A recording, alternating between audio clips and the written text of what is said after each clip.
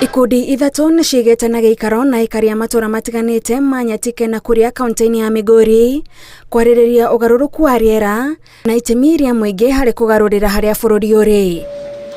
Ikundi ici irageria gũthathaũra ũrĩa thirikari cia matũra ciagĩrĩirwo nĩ kũnyitanĩra na mũingĩ harĩ kũgacĩrithia marĩa matũrigicirie. We want something which is owned by the community. It is what from the perspective of what they see and the trends of changes of the environment, what they see at their local level. Kaunti ya Migori nĩ kũmwe gwa kũrĩa ikundi ici iratindĩkĩrĩria kũhetũkio kwa mawatho ma gũtigĩrĩra rũhonge rwa marĩa matũrigicĩirie nĩ rwarutithania wĩra na mũingĩ. They allocate 1.5 to 2%, which is stipulated in the policy, which will be allocated to addressing climate change interventions at the community level, and again implementation of the policy to the fullest.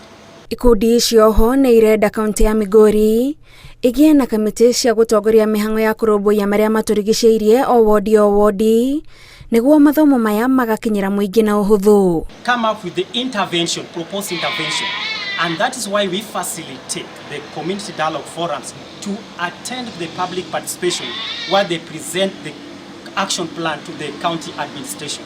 Kamĩtĩ ici oho nĩ irĩkoragwo na itemi rĩa mwanya rĩa kũngania mawoni ma mũingĩ nĩguo magateithĩrĩria rĩrĩa mbunge ya kaunti ĩrathondeka mawatho megiĩ rĩera na marĩa matũrigicĩirie. And we have even gone ahead right now to work with the Department of Environment to come up with the publicizing the popular version of the climate change policy, which as a program we are going to engage the community when it comes to sensitizing them. They know the content of the policy.